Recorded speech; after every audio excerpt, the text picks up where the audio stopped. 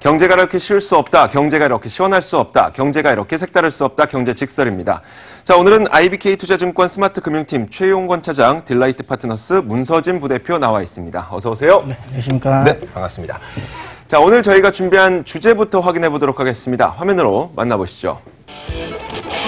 자, 오늘 준비한 주제, 많은 분들이 가장 궁금해할 것 같은 사상 최고치, 돈 어떻게 벌어볼까? 돈 좀 벌어봅시다입니다. 자, 많은 분들이 두려워하는 것 가운데 하나가 고점이 아닐까 싶어요. 사실 지금 분위기는 그런 것 같지 않고. 네. 어떠세요? 어떠세요? 분위기 어떤 것 같아요? 분위기 뭐 좋죠. 분위기로 얘기할 것 같으면 뭐 더 이상 말할 나위 없는 분위기인 네. 것 같습니다. 왜냐하면 분위기라는 건 지금의 숫자를 지수가 얼마나 반영하느냐. 그렇죠. 이게 항상 우리를 배신해서 골치 아픈 거 아니겠습니까? 근데 지금의 숫자뿐만이 아니라 나아오는 숫자들까지도 지금 좋게 다 기대가 되고 있기 때문에 그 선반영이라는 차원에서 지수를 네네. 이해한다 하더라도 지금 계속해서 좋은 상황이다. 문 부대표님은 분위기 요즘 어떻게 보세요? 아니, 뭐, 저도, 매우 좋죠. 제가 이거, 사실 한 달 전이었나요? 네. 한번 나와가지고, 자꾸만 삼성전자만 가고, 내 체감 지수는 안 좋다, 이런 이야기 하지 말자, 이번에는. 네네. 그럴 거면 차라리 삼성전자를 사라. 네. 그래서 엄청 삼성전자 강조를 했는데, 어쨌든 삼성전자가 어쨌든 지수를 끌고 있고. 네. 그래서 뭐, 제 말을 듣고 삼성전자 좀 많이 좀 매수하셨던 분은 분위기 좋을 것 같고요. 그게 아니고 여전히 이제 제약바이오 가지고 계신, 하여튼 근데 제약바이오도 최근은 좋아요. 바닥에서 네. 조금 올라오고 그렇죠, 있는 그렇죠. 부분이니까. 사실 지금 시장은 이래저래 해도 누가 조금 더 가고 덜 가고의 문제지, 사실 네. 분위기는 전체적으로 다 좋죠. 그러면 오늘 분위기는 굉장히 지금 좋아지고 있는, 좋다는 얘기를 다시 한번 드리는 게 네네. 대형주 IT 일로의 그렇죠. 완전한 쏠림이 네네. 확산되는 그렇죠. 양상이 네. 지금 나오고 있잖아요. 오. 우리 뭐 1000억 이상 코스피야 뭐 하루 일평균 뭐 10포인트 상승이야 이제 놀라운 일도 아닌데 네. 코스닥으로 지금 한 600억 들어오고 있나요? 네. 예, 그걸로의 매기가 이제 들어오고 업종 안에서도 거래소도 IT뿐만이 아니라 대형주 전반이 네. 다 동일한 높이로 가고 있다는 이야, 거죠. 알겠습니다. 제가 그 몇 가지 공부를 하면서 코스피가 더 상승하기 위한 선결 조건이 뭐가 필요할까 생각을 해봤더니, 물론 여러 가지가 있겠지만 그 지금 말씀하셨던 쏠림 현상이 완화되면서 매기가 확산되는 거, 이게 첫 번째가 될 것 같고, 그리고 두 번째가 뭐 내수 회복이라든지, 세 번째는 기업 실적, 뭐 이 정도가 되지 않을까 싶은데, 일단 말씀하셨던 것처럼 매기 확산 좀 되고 있는 것 같고, 문제는 이제 내수 회복 아니겠습니까? 이게 좀 우리가 경제 이슈로 볼 수도 있을 것 같지만, 결국 내수 회복이 내 지갑에 돈이 두둑해야 해야 이제 뭐 주식 투자도 하는 거고 하니까, 그러면은 이제 곧 앞에 우리가 코앞에 남겨두고 있는 19대 대선, 네. 이것이 내수 회복의 어떤 트리거가 될 수가 있을까? 여기에 대해서는 좀 어떻게 보세요? 좀 됐으면 좋겠네요. 됐으면 좋겠다 말고 바람입니다. 바람 말고 분석이요. 분석이요. 그러니까 기대감을 분석하라는 얘기예요. 그럼 결국 대통령이 오지도 않고 누가 올지도 모르는데 그걸 이제 숫자로 벌써 얘기를 하자는 얘기니까 분명히 거기에 대한 기대감이 있다는 거죠. 네. 다음 정부가 누가 됐든지 간에 물론 정치에 대한 얘기는 일단 차치하고 네네. 다음 정부에 우리한테 이런 치명상을 지금 안겨왔던 이제까지의 사드 정국, 네. 중국과의 대화 이런 네네. 것들이 좀 당위적으로 해결되지 않을까 하는 기대들도 들어있고, 중소형 소상공인 지원책 같은 예, 거. 그렇죠. 네네. 그런 정책에 대한 기대감이 지금 이의를 달지 않을 수 있을 수 있는 이런 상황이다. 뭐 사실 저도 이제 그러니까 5월 시장이 조금 달라질 것 같다는 느낌이는, 네. 그러니까 특히 대선 직후에 조금 이제 수급이 약간 달라질 수 있을 거라고 제가 예상하는 부분은 대선 부분, 그러니까 그거거든요. 저도 지금 주요 이제 그러니까 이 후보들의, 대선 후보들의 공약을 보면 다 대동소이합니다. 네네. 근데 이제 홍준표 이제 후보를 제외하면 상대적으로 이제 뭐 안철수 후보라든지 문재인 후보 같은 경우는 지금 대기업에게는 일단은 규제를 좀 많이 하자는 거거든요. 네. 법인세 인상 관련 부분도 그렇고요. 그 다음에 이제 뭐 산업부 전기 인상 관련 부분도 그렇고. 네. 전반적으로 대기업에는 조금 이제 규제를 좀 강하려고는 하는 편이고, 다만 이제 중소형주 관련 부분은 뭐 스타트업 기업을 뭐 살려니나 만에, 그 다음에 또 추가적으로 이제 뭐 말은 항상 좋게 하죠. 네네. 4차 산업 관련 부분, 이게 명확하게 어디 하겠다는 이야기는 안 하지만 어찌됐든 4차 산업혁명과 관련된 부분에서 좀 더 투자를 하겠다. 특히 이제 중소형주를 조금 더 밀겠다라고 했기 때문에 이런 부분은 일단은 대선이 딱 끝나고 나면 일정 수준은 좀 코스닥 쪽으로 조금 수급을 몰리게 하는 요인이 되지 않을까라고 생각합니다. 네. 물론 시장이 상승하기에 가장 좋은 방법은 모든 종목이 다 같이 올라가는 게 제일 좋겠지만, 사실 그런 일은 현상이 발생하지 않으니, 그러면 우리가 지수 상승에만 일단 초점을 맞춰볼게요. 지금 당장 지수 상승을 시키기 위해서는, 그리고 정고점을 계속 돌파를 해서 그 위로 치고 올라가기 위해서는 그래도 여전히 대형주 쪽에서 지수가 또 많이 올라가줘야 되지 않을까. 이 현상은 계속 될 수 있을까요? 어떻게 보세요? 지금 오늘 그 현상적으로는 일단 그런 것들을 타파할 수 있지 않을까 하는 기대가 오늘 시장의 네네. 내용적으로 좀 보여주고 있다 네네. 말씀드릴 수 있겠고, 그건 시장의 현상적인 부분이겠고요. 대형주 쏠림, 대형주도 대형주 안에서 뭐 IT 쏠림 이런 것들, 이거는 사실 보면 더 크게 보면 우리가 시장 얘기를 하는 거잖아요. 네네. 더 크게 보면 글로벌 그 자산 로테이션의 어떤 시기를 지금 들어가고 있는데, 여기서 이제까지 몇 년을 그들이 주도로 구가했었던 선진국 중심의 장세가 갈 네네. 것이냐, 아니면 이제 와서 이제 동조화를 가는 우리의 입장인 거냐, 네네. 아니면 제가 기대하는 것처럼 신흥국이 훨씬 낫다 이렇게 생각할 것이냐. 네. 근데 말씀드렸듯이 저는 역시 가장 후자에 있다고 지금 생각하고 있는 부분인데, 신흥국이 가장 좋다. 왜냐하면 네. 지금 1분기 GDP 성장률 보더라도 미국은 부진했고요. 네. 신흥국은 다 좋았습니다. 그리고 신흥국이 좋아지는 것은 무려 직관적으로 다 알 수 있어요. 수출이 좋아지고, 걔들이 좋아지고, 수출이 좋아지고, 원자재 가격이 올랐기 때문에 네. 여기에 영향받은 바 굉장히 직접적인 부분이 있겠고, 실적 컨센서스로 계속 조정해 나가지 않겠습니까? 사실 숫자에 반응한다는 부분은 이걸 거예요. 지금 나오는 숫자가 아니라 네. 실적의 컨센서스가 어떻게 조정돼 가느냐를 주가는 반영하겠죠. 네네. 컨센서스 상향 강도도 신흥국이 훨씬 우수합니다. 자, 그래서 이머징이나 미국 이외의 국가들의 그 컨센서스 상향 강도가 미국보다 훨씬 우월하기 때문에 네. 우리가 좋아질 수 있는 근거들, 싸다는 거는 뭐 지고에 네네. 이제까지 밸류가 쌓아왔고, 또 실적 모멘텀이 강하다라는 차원에서 미국, 유럽 선진국들 같은 경우는 지금 18배, 17배 지금 가고 있는 부분 아니겠습니까? 중국이 우리 아시아 뭐 신흥권에서 제일 많이 받아봐야 13배. 그리고 우리가 10배가 될락말락은 이건 네, 뭐 그렇죠. 수십 년째. 자, 그리고 신흥국 평균에서 한 12배 남짓 뭐 네. 이렇게 된다면 싸고 역대급 어떤 실적 모멘텀을 가지고 있다라는 차원은 2분기 더 좋아질 거기 때문에 네네. 아마 시장은 그런 것들을 반영하면서 전업종에 고르게 지금 키를 맞추려고 하는 것이 아닌가 생각됩니다. 전업종이라고 한다면은 지금 올라가고 있는 이 대형주 위주에서 매기 확산이 좀 분명하게 나타나고 있다는 건가요? 아니면 그냥 기대감이 지금 있다는 건가요? 나타나고 있다는 건가요? 이제 나타날 것 같긴 합니다. 왜 이렇게 말이 애매해요? 근데 이게 저는 이제 이야기 드리면 확실하게 명확한 정답은 하나는 명확한 건 있어요. 그러니까 뭐예요? 어쨌든 IT 관련 업종이 올해 전체를 보면 결국은 주도를 할 수밖에 없다. 그러니까 네. 예전에 2015년부터 해서 2016년 상반기까지 해가지고 사실 이제 바이오 업종들이 사실 끌고 갔잖아요. 네. 시장을 끌고 간 것처럼 이번에도 명확한 소위 말하면 이제 4번 타자는 있어요. 4번 타자는 IT라는 게 있습니다. 그러니까 네. IT는 사실 저는 개인적으로 보면 1분기뿐만 아니라 2분기는 훨씬 더 좋고요. 2분기보다 3분기 훨씬 더 좋습니다. 물론 4분기 살짝 조금 이제 컨센서스가 하향 조정되긴 하지만 어쨌든 지속적으로 올해 전체를 보면 가장 좋은 시기의 레벨에 있고 컨디션이 좋거든요.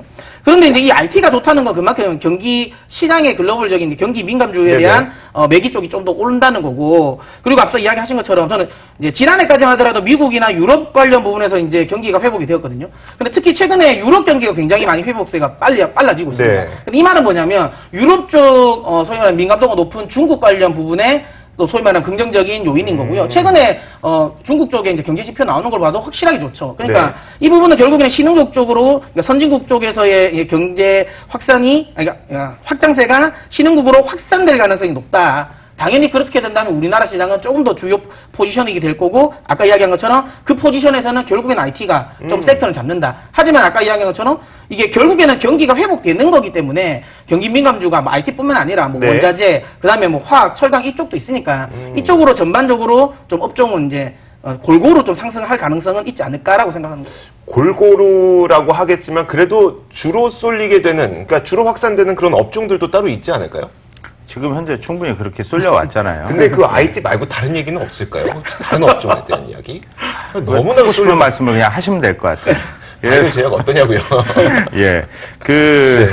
참, 바이오 제약. 저는 일단 네. 좋아요. 그 섹터 안으로 들어가서 네, 한번 네. 오랜만에 얘기를 해보죠. 네. 저는 우호적입니다. 제약 바이오의 상승에 대해서 좋은 생각을 갖고 있어요. 네. 왜냐하면 지금까지 보여줬던 현상 중 가장 최근에 움직였던 부분들이 일단 글로벌 이쪽 섹터 지수들이 굉장히 양호하고요. 시장이 네네. 이렇게 뻥뻥 뛰기 전부터.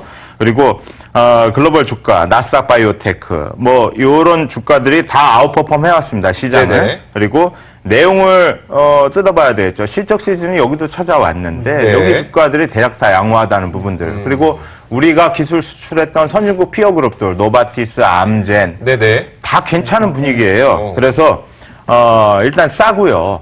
이건 여기까지는 이제 직관적인 얘기입니다. 네네. 눈으로 봤을 때 싸고 그리고 바닥을 오랜 기간 그 바닥바닥하면서 네. 좀 지냈을 가능성이 있다. 그래서 현주가에 대한 판단이 중요한 건데 현주가의 판단에 있어서 우리한테 굉장히 중요하고 어떻게 보면 치명상을 입힐 수 있는 부분들은 MSCI 바이오 그 지수라는 거는 사실 우리하고 상황이 달라요. 거기는 고점 부근이에요, 지금. 근데 우리는, 자빠져가지고 아직도 좀 못 네네. 일어나고 있는 거잖아요. 네. 근데 거기가 왜 그렇게 지금도 막 전고점을 모색하고 있는 그런 수준일까? 같이 출발했단 말입니다. 네. 같이 뭐 4, 5년 전에 같은 영선에서 출발을 했다고 하면, 거기는 계속 꾸준한 그 밸류에이션을 반영하면서 지금도 20배 내외예요. 예. 네. 근데 우리는 달릴 때 좀 세게 달리고, 그렇죠. 네. 예, 밀릴 때 좀 많이 많이 밀렸던. 네. 그러니까 지금 구간을 보면 뭡니까? 지금은 밀려있는, 크게 보면 큰 구간 중에 밀려있는 구간이잖아요. 밀려있는 구간에서는 더 아플 수밖에 없는 거예요. 밑으로 네네. 밑으로 더 탄력있게 빠지기 때문에. 네. 그런 구간인 거고, 아까 싸다고 말씀드린 그 직관적인 높이에 비해서 아직 펀더멘탈은 우리가 아직도 40, 50배 수준의 지수로 봤을 땐 네. 있다라는 차원에서 이게 언제든 우리한테 어려움을 줄 수 있다. 아까 말씀드렸던 새 정부의 그 지원책 네네. 이런 부분들이 여기에 쏠릴 수 있는 부분들을 만약에 기대한다고 한다면 이게 작동될 수 있느냐 이런 밸류에서 작동할 수 있을 만큼 네. 이미 충분한 바닥권은 좀 기간적으로 거쳤을 가능성이 있다 이렇게 생각한다는 거죠. 그래서 제가 말씀드렸던 그 문제인 그 멀티플 격차 네. 그것을 해소하기 위해서 종목으로 들어가야 한다. 저는 그래서 멀티플 격차를 해소하려면 과연 안정적이고 그 가시적인 숫자를 내주는 대형 제약사를 선호해야 될 것이냐? 그것보다는 중소형 요쪽 주식들 중에서 뭐 10배대 초반에 네. 굉장히 좋은 개연성 있는 숫자를 내놓는 종목들이 많이 있다. 이런 종목에 좀 더 가능성이 있다고 본다. 뭐 이렇게 문서진 부대표 생각 조금 네. 다른가요? 아니요, 저도 얼추 비슷하긴 합니다. 네네. 근데 이제 저는 워낙 지난해부터 좀 이제 바이오 섹터를 워낙 안 네네. 좋아하는 이제 쪽이었고 계속 이제 부정적인 의견을 내기 때문에 지금 또 아직까지는 사실 개인적으로 조금 부정적이긴 합니다. 네네. 하지만 그러니까 올 초에 비해서는 조금 더 나아졌다는 점. 왜 그러냐면 그러니까 이야기하신 것처럼 워낙 가격 조정이 많이 됐고 그리고 실질적으로 실적이 계속 안 나왔다가 최근에 다시 좀 나오고 있거든요. 네. 숫자가 지금 나오고 있다는 점이죠. 이게 이제 어느 정도 그러니까 조금 긍정적인 요인인데 사실 실적이 나옴에도 불구하고 그래도 좀 비쌉니다. 사실 저는 만약에 저보고 우리나라 제약사를 투자할 건지 아니면 아직까지 고점 논하고 있는 미국 네네. 쪽을 할 거냐 하면 저는 여전히 미국 쪽이 낫다고 봅니다. 여전히 아직까지는 우리나라 제약 바이오주는 조금 불편하다라고 보고요. 네. 다만 아까 이야기한 것처럼 그러면 이게 지금 자리에서 그러면 더 꺾일 거냐고 하면 저는 이제는 아니지 않을까. 반등 가능성이 있다. 그래서 네. 저는 이제 투자자의 선택인 것 같아요. 그러니까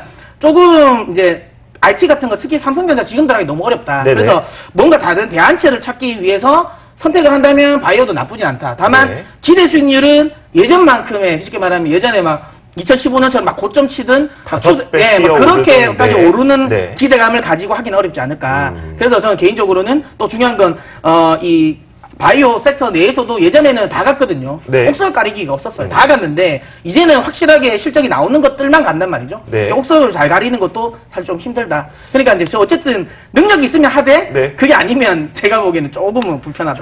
바로 여기서 그럼 더 빌릴 거냐? 그건 아닐 거라고 본다는 네네. 그 말씀이 되게 중요하다고 보는데요. 어떤 의미죠? 그건 더 밀리지 않을 거다라는 신뢰가 있다는 거는 그게 항상 상승을 담보하는 건 물론 아니겠습니다만 비단 오늘 시장에서 화장품 같은 걸 보세요. 네. 저는 화장품 대형주들의 2분기 실적을 우울하게 보고 있고 시장이. 근데 뭐 미국에서 조금 뭐 이런 뉴스가 나오니까 네네. 아모레퍼시픽이 뭐 광분하지 않습니까? 이것은 네. 더 밀릴 자리가 없다는 신뢰에서 재료가 어떤 화학작용을 일으키는지를 아주 극명하게 보여주는 사례라고 생각됩니다. 네. 그래서 우리 한미약품을 100만 원을 보내려고 했었던 과거에 우리나라의 신약 개발의 포텐셜 네. 이런 것들이 바닥을 형성하고 있는 가운데 좋은 MSG가 예를 들어 어떤 시점에서 이슈가 발발할 수만 있다면 네. 충분히 이쪽이 상당한 강도로 뛰어오를 수 있는 이런 센티가 있다.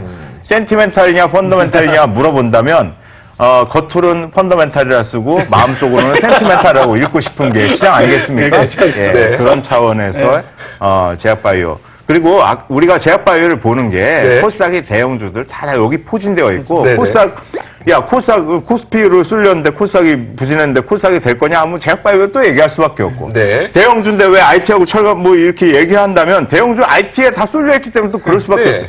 비중적으로 비율이 구도적으로 그렇게 돼 있기 때문에 그 업종을 얘기할 수밖에 없는 것이고 네. 지금은 다만 그 구조적인 한계를 넘어선 어떤 플러스 알파적인 부분들을 얘기할 때가 이제 되고 있다 이런 생각을 해보는 거죠. 뭐 하나만 터져준다면 된다. 네. 굉장히 사행적으로 들립니다. 아니 방금 하셨던 이야기를 좀 정리해보고 싶은 건데 네. 워딩에 좀 알겠습니다. 아까 말씀하셨던 그 워딩 다시 한 번만 해주세요. 센티멘탈이라고 펀더멘탈이라고. 그냥 뭐 지나가셔야 될 말을 예, 굳이 다시 센티멘탈을 읽고 예. 싶다. 참 저를 어렵게 만드십니다. 알겠습니다. 자, 이어서 저희가 이 부분도 좀 중요할 것 같아요. 요즘 들어서 신용잔고가 사상 최대치를 기록하고 있다는 이야기가 나오는데 사실 저는 이 부분에 대해서 그렇게 걱정스럽다는 생각은 잘 안 들거든요. 예를 들어서 뭐 부동산 시장 활성화시키기 위해서 대출 규제 풀어주는 거나 뭐 이거나 똑같을 것 같은데 물론 하락장에서는 좀 얘기가 다르겠죠. 지금은 그런 상황이 아니니까 이거 특별히 걱정할 일은 없겠죠? 어떻습니까?